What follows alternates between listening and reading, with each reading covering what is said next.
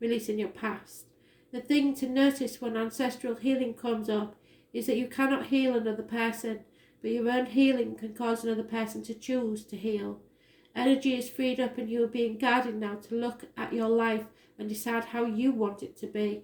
What ways of being or patterns are you ready to free yourself from, and what part of your future do you want to rewrite? Now is the time to shake them off and dream a new future into being. What old ways of being from your family line are you ready to let go? Seek assistance for your support team, tribe, friends, healers, coach, etc. to begin freeing yourself from it now.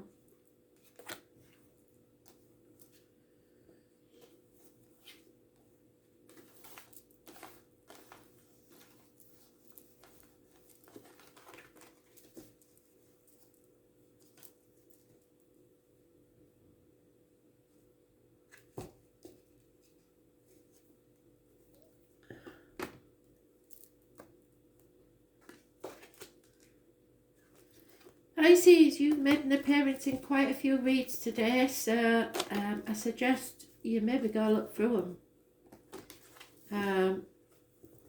It could be something to do with your sun, moon and rising sign, I don't know. As you know, or you should know by now, your rising sign is the most important in your chart. It's what makes you you. It's the exact point in time that you was born, and therefore your true self.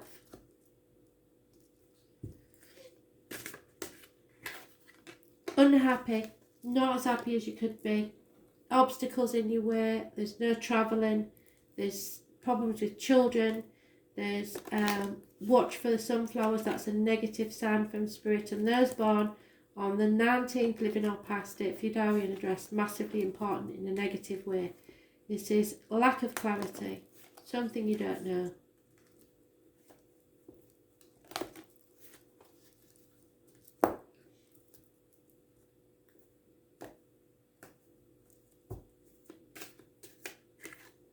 And there you are in your own read. Like I said, it's unreal how they're working today.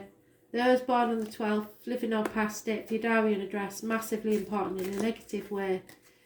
Playing the victim, the martyr, sacrificing yourself for something that isn't worth it. This is secrets, karmic situations and hidden enemies. The number 4 is also mentioned. Problems with the toes and feet.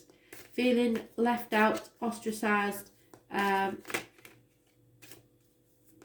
lack of finances have been halved, feeling lonely in a room full of people.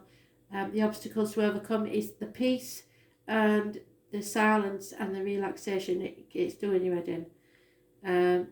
But what cannot be changed is travel to the object of your desires, be they persons, things or events. Fixed signs, Taurus, Leo, Aquarius and Scorpio. Absolutely fantastic. An end of a chapter, the beginning of a new one. Those born on the 21st, living or past it, Fidarian address, massively important in a positive way. You're closing the door on an old way of being and beginning a new one. The root of your problems is lies, deceit and theft. Immediate past is a mature, older water sign person, possibly a male, who is secure and loving, unconditional love. Immediate future is a woman who may give you good advice. It's a doctor, a priest or a lawyer. Gemini, Libra, Aquarius female. She is not afraid to speak her mind. She's quite blunt, but she is very knowledgeable and not frightened to cut somebody out of her life. There is communications in the present. There may be infatuations with outsiders, but it's time to get ready, plan. There is, however, a female here that belongs to the male. She is unhappy, over emotional, and she may be cutting someone out of her life. So it may be a couple who the female has split from the family. That landed, so that can go either way. It could be the end of a happy situation, that one that you least expected, or the actual culmination of something that's been, no, it's the end. Somebody is splitting up that you would never have said would do so. There is unhappiness and yeah, no conception of a new beginning. Something has happened that's caused this happy union to split. Somebody's been lying. A happy union is splitting up.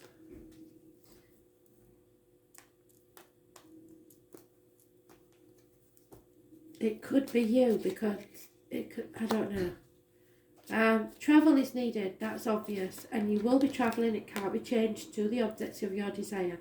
Someone is being let out of prison, so as soon as you're out of lockdown, probably, those born 1966 plus or minus 12 may be involved. There will be gossip, people sticking their nose in your business. What cannot be changed is depression. Somebody is very depressed.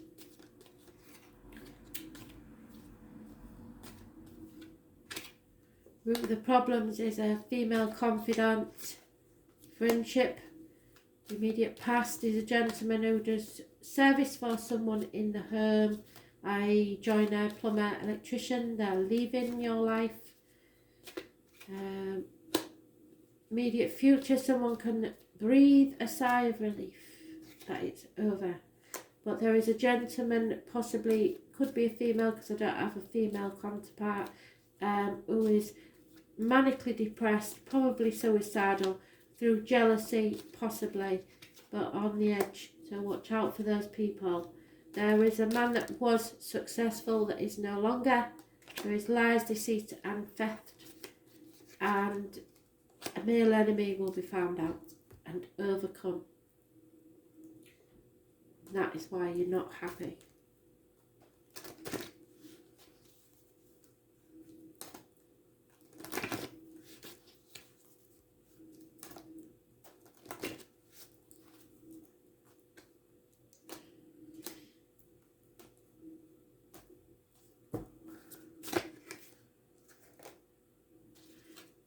Yeah, you've got to embrace your inner wild child, because that will help you face the challenges that you're coming up against now.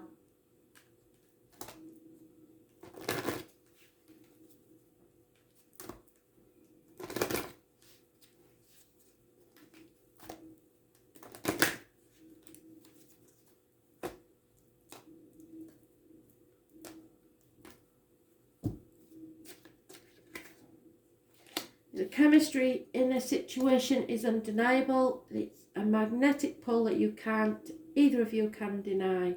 I don't know what it is, but there's something there. And it pulls you towards this person regardless.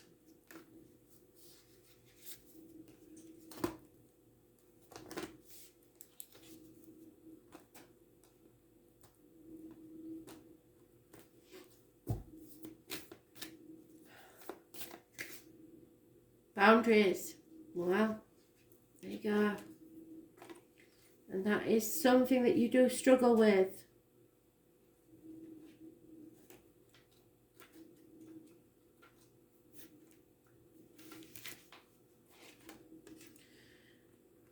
You are being called to create clearer boundaries in your life. This could be with your friends, family or work. Saying yes when you mean no leads to resentment, which is the biggest energy drain ever. At first it might only be a little bit and not feel like a big deal, but before you know it, your energy field becomes porous and you are left feeling depleted, resentful and taken advantage of. Saying no and having clear boundaries is actually a spiritual act, and the most giving, loving, compassionate people are those with the clearest boundaries. For when they say yes, you are able to give unconditionally. When your boundaries are clear, others know where they stand and you are able to give freely. If you are not clear about your boundaries, this causes confusion, resentment and energetic cords to be planted. If you are saying yes when you really mean no, you are likely needing something yourself. Ask yourself what part of you needs something from them. It could be a need for approval, a fear of being seen as a certain way, or a fear of loss. The best way to gauge your boundaries is to check in with your belly. Your belly is your second brain. It has an intelligence known as your gut feeling. Tune into this space when deciding what's okay for you and how does it feel. What is it trying to communicate to you? Where do you need to establish boundaries?